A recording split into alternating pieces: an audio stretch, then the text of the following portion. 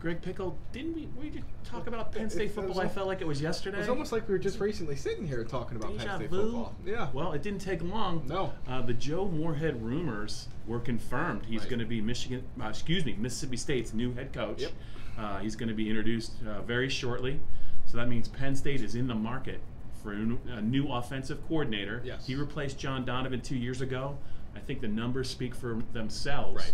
What he was able to do here in his spread RPO. He made Penn State's offense into one of the most exciting offenses in college football. Correct. A big reason why they went to the Rose Bowl last year. Yep. A big reason why they're 10-2 and probably going to go to a great bowl this year. Mm-hmm. Did it surprise you, number one? And what are your thoughts about comparing this kind of job hire by James Franklin and the job hire he made to get Joe Moorhead? Yeah, here? no question about it, Bob. I mean, I think the one thing that jumps out to you is you knew he was going to get back into the head coaching job at some point. Yeah. I don't know if most figured Mississippi State would be the place. Starkville. Right, yeah. I mean, I've been to Starkville. Have you? What's it like? Can you share? It's there's a lot of wildlife around there. There's not a lot of major roads. Mm-hmm. At least that was the case in the 90s. Maybe things have changed, but I don't think it's all that different than State College in terms of like one way in and one way out. Yeah, I mean, I think that someone had said this morning on Wednesday that it's an interesting career path. Pitt to Connecticut to the Bronx to State College to Starksville. There's probably not many like that out there, but this was apparently the job for him. Dan Mullen obviously has shown that you can go down there, play exciting football, and then get a bigger job. They have a great quarterback, Nick Fitzgerald, who is coming off of an injury. More on that later. Right, but I mean, it's an interesting situation they have down there, and I think, Bob, that at the end of the day, he would look at some jobs last year. Purdue wasn't for him. Yep. Mississippi State was, and it's a matter of timing. It's also a matter of, I think everyone knew on both sides of this fence that it was a 1 to 2 year bridge. Yeah. Joe Moorhead was building to a head coaching job at the FBS level. Penn State needed some stability on offense, some excitement. I think both sides got what they wanted here. Yeah, and when you think of where Penn State was 2 years ago at this time when James Franklin brought Joe Moorhead from Fordham to Penn State, right? The transformation, just your thoughts on the significance and the importance of what Joe was able to do at Penn State, and also the significance of James finding the right guy at the right time to replace John Donovan. Yeah, I mean, I think that one of the going rates in the early parts of this transition was that Joe Moorhead saved James Franklin's job, and I guess I see what that point is, but the other side of that is that James Franklin made the hire that put him and the program in position to get this offense to succeed, and he recruited the players in a large way to get him and his staff, of course, in a large way for Joe Moorhead's system to flourish. So I don't know. I get what that line of thinking is, and certainly there's some validity to the fact that things were not going well for Penn State. There's no hiding that when John Donovan was calling plays, but the significance of it, of course, is like I said, both sides got what they want. Penn State, James Franklin, they wanted to win. They got a Big Ten title, 10-2, going to a New Year's Six Bowl for the second year in a row. Joe Moorhead got his path to an FBS head coaching job. So, I mean, obviously the offense that they employ is something that they will continue to do. It's something that, Penn State maybe wanted to run with John Donovan, but for a lot of different reasons, it never worked. It worked with Joe Moorhead, with Trace McSorley, and the cast of skill players that they had. And I don't know. He's a guy that will be remembered for a long time. He made Penn State football enjoyable, and he helped them win. And if you do those two things, you're usually going to have success in coaching and in the wins-loss columns, and he had both. Yeah, I mean, John Donovan's hands were tied a little bit because Christian Hackenberg was not a dual-threat quarterback. He took a pounding during the 2014 and 2015 seasons, but even before Joe Moorhead took over in the opener for 2016, you could see the difference that Trace McSorley made on the Penn State offense in the second half of that bowl game loss Taxslayer Bowl, to Georgia. They almost caught Georgia. They were down 24-3. They had the ball with a chance to tie late. So I would argue that as significant as the Moorhead hire was for James, and it was, getting Trace McSorley to go to flip from Vanderbilt to Penn State also has kind of positioned Penn State to be where they are right now. The big question now on the minds of one of the big questions on the minds of the Penn State fan base is: so what will James Franklin do? He always talks about having a list, the plan, a list where he's got a short list of candidates in case he has to replace somebody on his staff. Right. So the way you read the tea leaves early in this offensive coordinator coaching search, what are some names for you to kind of the fan base you probably kind of follow? Well, I think we'll start on staff. Yeah. And Matt Linegrover, previous offensive coordinator, but when he got to Penn State from Minnesota, where he was the offensive coordinator and the offensive line coach, there was a story that someone had done. It's basically more or less he said, I was burnt out being the play caller and the offensive line coach. So I don't think he wants to go back to that line of work, so skip him. I mean, Ricky Ronnie's the guy everyone's watching on staff. He's been called a future coordinator by James Franklin. He said that back in August. He was the TaxSlayer Bowl interim coordinator. You mentioned that comeback they made, or nearly made, against Georgia. He was the one calling plays in that game, and he's called this blue-white game for all 4 years that they've been here, whatever that amounts to. Who can forget the blue-white games? Couldn't forget it. I'm trying to. I still can't.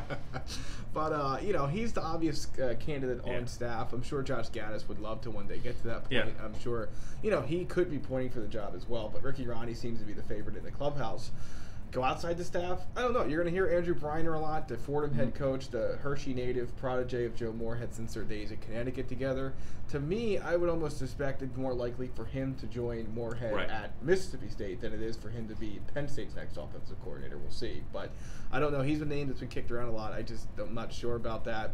Then you have the other, Mike Yurcich out of Oklahoma State popped up during the last search and this search for really no other reason than he's a PSAC guy, Edinboro. And he was at Shippensburg, the head coach, before he went out there. So he's come up. Billy Napier is a guy that's drawn some interest at Arizona State. Mark Helfrich, the former Oregon head coach, is a name you're going to hear bandied about. I mean, there's some guys out there that are big names that don't necessarily make sense. And I just would say that Joe Moorhead, nobody had Joe Moorhead on their radar when he was selected by James Franklin. So don't be surprised if it's off the radar hire again. I'll tell you what, I'll make a couple of thoughts, a couple predictions right here. I think Ricky Ronnie is a definite candidate for this job. If you really think about where Penn State is right now, they needed to kind of make a hire that was kind of outside the box a little bit to get away from John Donovan. Ricky Ronnie has learned Joe Moorhead's offense for the last 2 years while working, side by side with him. I know that James Franklin likes him. It would be a seamless transition. Right. He knows the players know him, he knows the strengths. There would not be probably a lot of implementation if they stayed with Ricky Ronnie. Right. I do think he's a strong candidate, much like Brent Pry replaced Bob Shoup. Yep.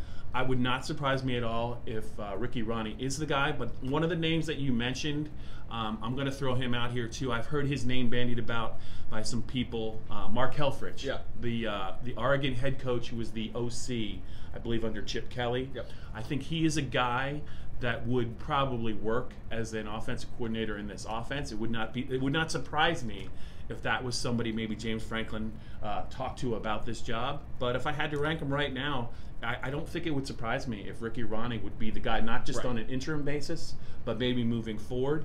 I do know that I think James Franklin really does like him, and I don't know how long this search is going to take. Right. I think when he named Brent Pry, I think it was pretty quick, short. It was couple short, of days. yes. I think the longer it goes, the greater the chances they probably go outside the program. But I do think Penn State fans, if you think that Ricky Ronnie doesn't have a shot, I don't think that's the case. Okay. One more bit of Penn State news: the Penn State fan base immediately linked, almost immediately linked Tommy Stevens to Joe Moorhead at Mississippi State. They're also wondering, I think, whether or not Joe Moorhead would take some of the staff here at Penn State with him to Mississippi State. I don't know that that's the case on either front.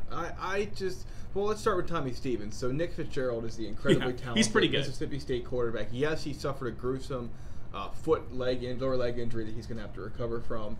So he's in, he has some time to before he's going to be able to get on the field and learn Joe Moorhead's offense. But that kid's terrific. I mean, I don't know why anyone would grad transfer, or, transfer their grad transfer, whatever, let alone a guy that has already been sitting behind someone for 2 years. So look, Tommy Stevens could very well end up going somewhere to try and get on the field, and nobody could blame him. I'm just not sure Mississippi State's the right place for that. As for the coaching staff, these are all James Franklin's guys. I mean, the only one, Matt Linegrover, people have said maybe because they're both Pittsburgh guys. Right. But other than that, Bob, I mean, you know, there was a report that came out about, well, Brent Pry's not going to go coach with Joe Moorhead. Well, why would he? He's been with James Franklin forever. Since, yeah, I mean. So, and all these guys are like that. Yeah. So I have a hard time seeing any of them go. I mean, you can never rule it out, but it doesn't seem very likely. Yeah, though I think the other thing you have to consider is when you really think about it, James Franklin reached out to Joe Moorhead, gave him a shot on a national stage to show what he can do. The jump from Fordham to Penn State to be the OC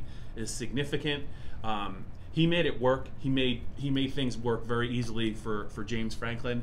I don't think it's a good look. Right. It would not be a good look, I think, if Joe Moorhead rated Penn State's players or its staff. I don't think that's a consideration. And I think out of respect for what Franklin and Moorhead have been able to do together, that would really surprise me. Yeah.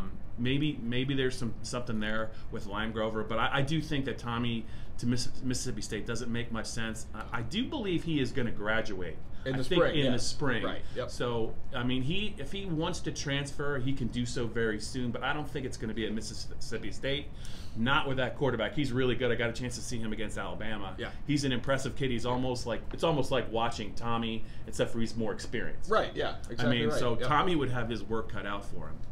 So we'll see how this is going to go. I'm sure it's not the last domino to fall in Penn State's very interesting offseason. There's going to be a Saquon Barkley decision one way or the other looming very soon, so stay tuned for that. But yeah, big news, Joe Moorhead is out as Penn State's OC, off to Mississippi State, and the search continues for Joe Moorhead's successor.